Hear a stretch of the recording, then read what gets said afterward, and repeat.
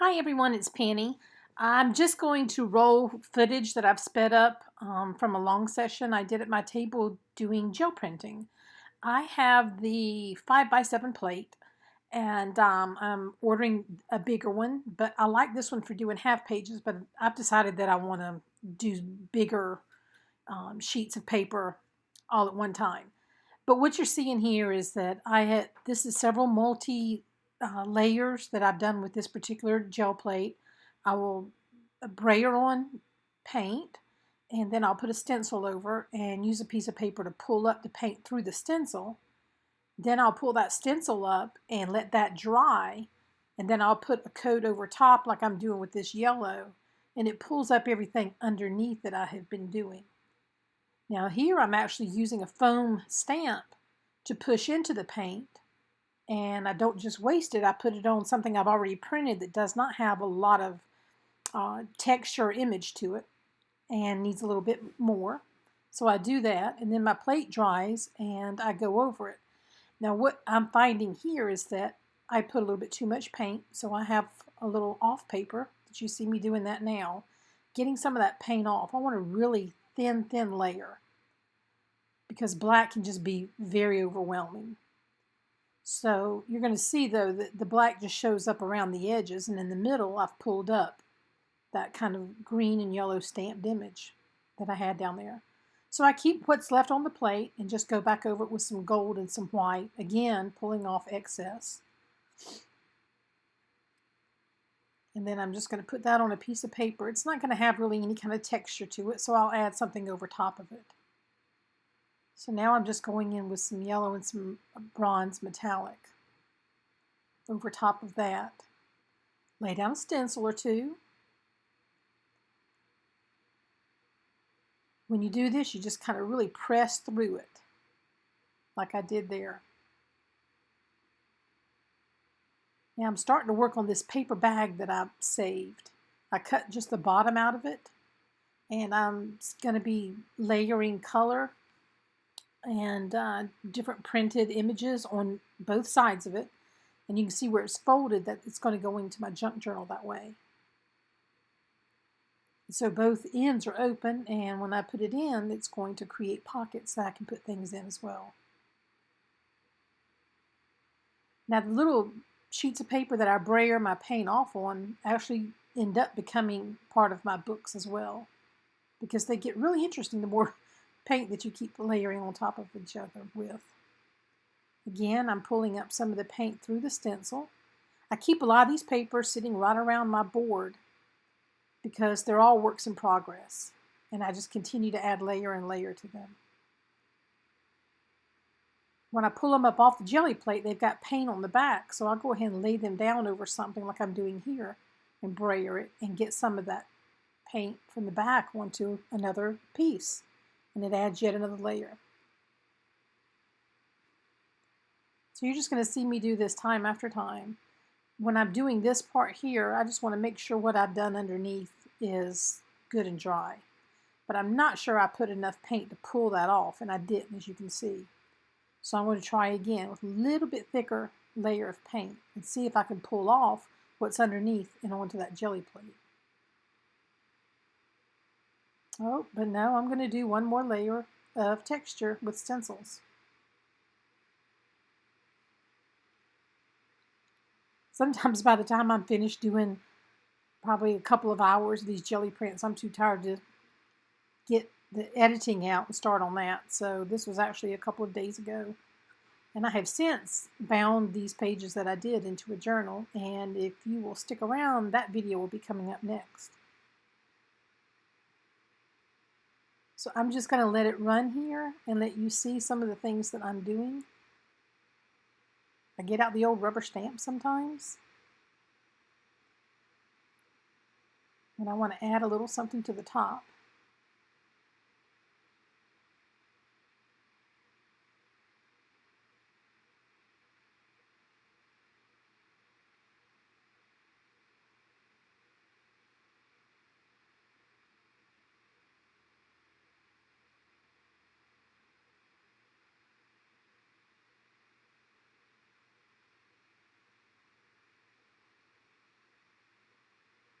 Now I'm bringing out the neon pink.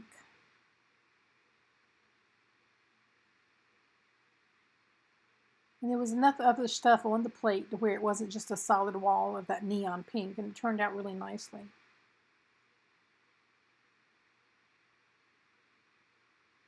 This is one of my go-to stencils when I'm doing jelly printing. I love the leaf pattern.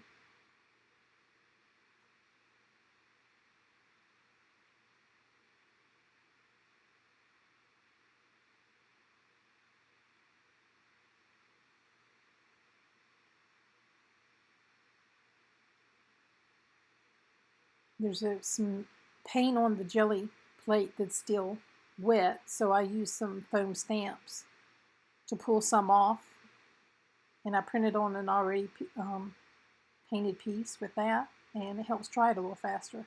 Now I'll go over it with the white, and I'm going to try to pull more of that up off of the plate. Didn't pull quite as much as I had wanted to.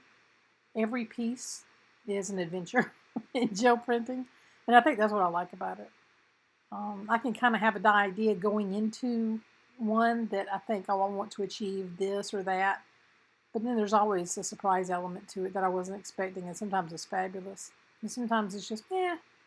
But even on those, I can add stuff to them and get it past that stage. And you'll see me do this to try to dry my plate a little quicker. Just blow on it or fan it with a piece of cardboard.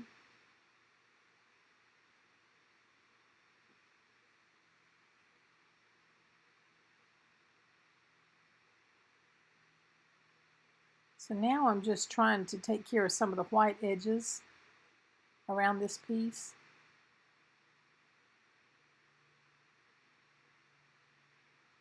So I like that. And I'll probably go back in and bring some of that yellow to the middle a little bit on that piece of paper, just to kind of make it all flow together. I love just sitting and playing. This is one of my favorite things to do, just to, I don't know, just to get my fingers wet in some paint, and it's so forgiving. I think that's what I like about it too. Is I'll pull out something and it's not quite what I want, but that pulled out a lot of bits and pieces off of the gel plate that I really liked. So it was a fabulous background. But even on the ones that I don't really like, there's always ways to go back over them with even more paint. And then they become something really interesting, even if they don't start out that way. So there are no mistakes. I just like to play and see what colors go with each other, what layers I can do, what happens if I try this. And then I'll stop and I'll go online and I'll look at some other videos on it, and I'm like, ooh, now I've got a new idea. So it's never ending.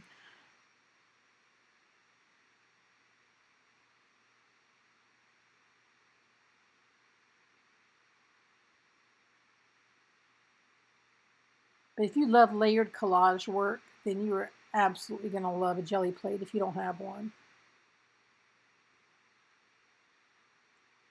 There's just no end to the layers you can build up.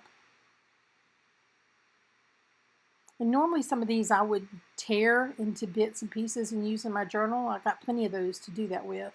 But these here in particular, I'm doing both sides of the pages because I want to be able to fold it in half and make a junk journal with it, and add a bunch of different types of papers and things like that along with these to create a journal. And then I'll go through and I'll paint or decorate or put quotes on the pages when I go to work on it. So I'm getting ready to try something new today. Yesterday I played with my gel printing plate. Trying to get my chair right. I gotta get a new chair. Alright, so I played with my gel printing plate yesterday. And I have a few more things I want to do, because what happened was, and I believe I did a video a while back on these, but I had done a bunch of this size and all kinds of weighted paper. But now what I want to go back and do is the back side, because I want to create a book with them, a little junk journal book, so that I already have something on the background to start doing anything I want on, whether it's you know, writing something for that day. I like inspirational quotes. Sometimes I just draw on top and paint, whatever. So I really want to try some of these journals where you just put a hodgepodge of papers and you bound them together and create a little book out of them. So towards that end today, and I probably will get this back out later today, so I can do the back side of some more of these pages, because I'm going to do 2 different size books. So finished this cereal just recently, so I'm going to take this box apart, and this is going to be my cover for the book that I'm doing, the little journal. And so this is one size that I'm going to have. These are papers that I did, you know, the other day, both sides. And so here's some of those. This is some old, I want to say Chinese writing newspaper. Korean? I'm afraid I don't know. Sorry, somebody can tell me. But I've had this for a long time. That's why I'm not really sure where it came from. But some of these papers that I've been hoarding for a while, that I like the text of, I thought, you know, I just need to start using up some of my stash. Because if you've done this for any length of time, and I've been doing it for years and years and years, you know how it can get kind of overwhelming. This is a paper bag that I got from a bakery in Cary, North Carolina, where my kids live. And so I cut just the bottom part off, and I did this yesterday with my gel print plate. And I did some stamping and that sort of thing as well. So that's going to go in my book, and it will make, you know, pockets to put other things in when it gets bound into a book. I'm just going to quickly go through and show you some of these that I completed yesterday. This is actually the paper that I cleaned my brayer off on. It's parchment paper. Now, I love this stuff. You get it from the Dollar Tree. It's great. I love it. I pull it off, cut it, put it between pages to protect it, especially if I've done something like pastel or something on a page in my book. But I like the feel and weight of it for doing gel printing as well. Like I said, this is just brayered, and I don't know. That was my little scrap piece. I like it. This is another one that I just cleaned off my brayer on. And so that's going to go in. I love the weight of the paper. This is another one. This is another clean off my brayer piece. It's going in. This is an old advertisement page. You can kind of see it. It's an old Sears and Roebuck catalog page. Again, some pages that I've hoarded for years. I probably bought them online or got them in a swap. I honestly don't remember. But I did some printing over it yesterday. And I like this one. It's got a little sheen. I'm not really sure which paint I used for that, but that's going in.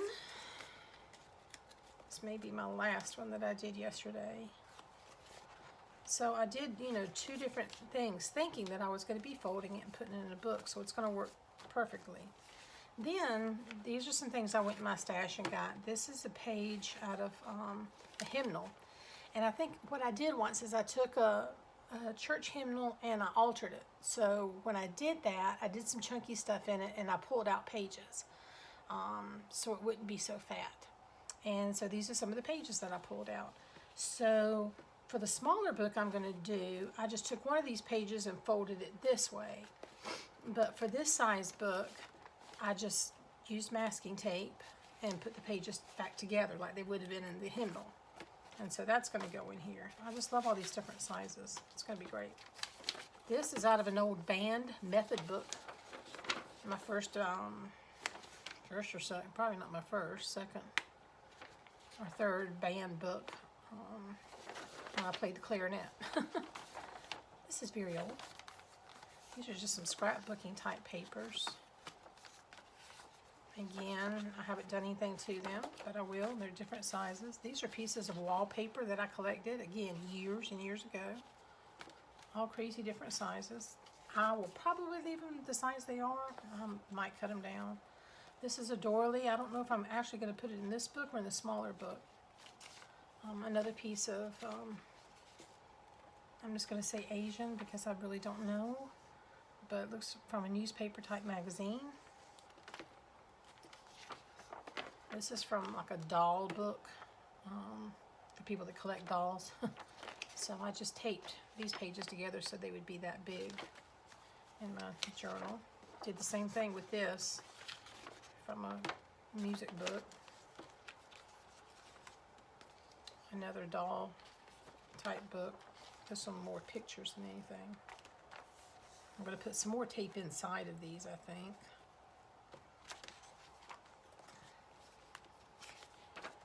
These came from atlases, old books I created. If you saw my video where I did the wall behind my bed in my room of all old book pages, these came from some of those same books.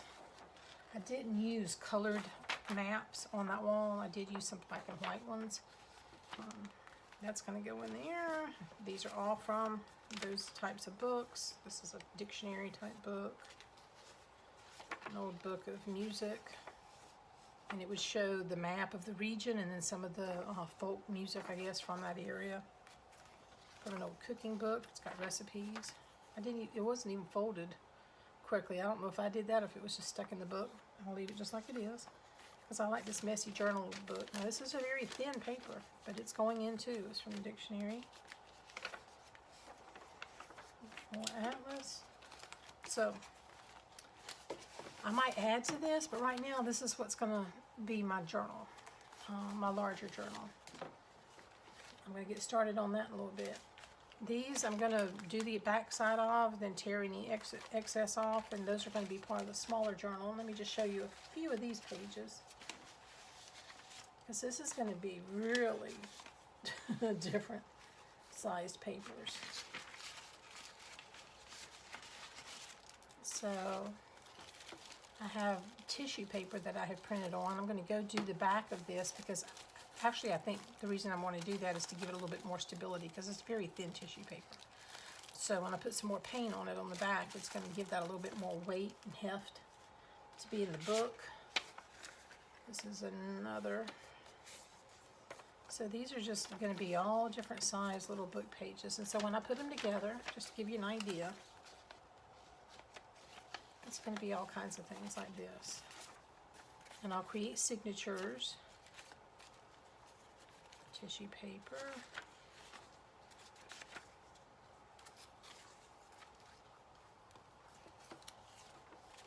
So you see how that's going to be. And then I'll create a few signatures like this. It'll go into a book and then I'll be able to work on it.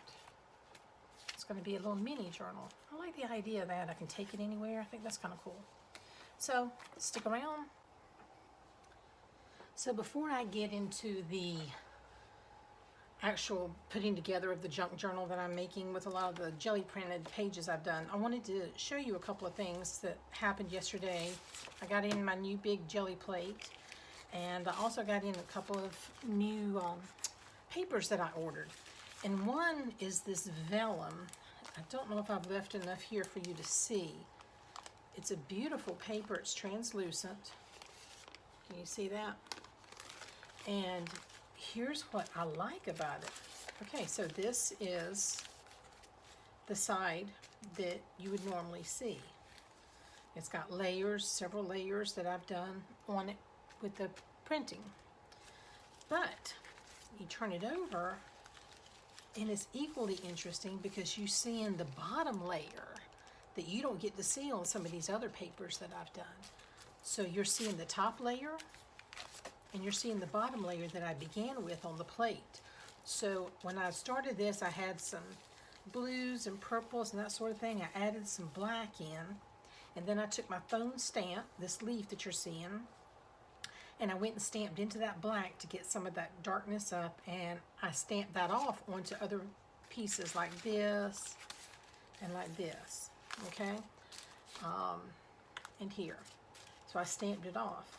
And then I built up the layers that you see over here, and then I stamped on top again with the leaf in another color, because when I got my bigger plate in yesterday, I still had my smaller 5x7, and I was doing them both at the same time.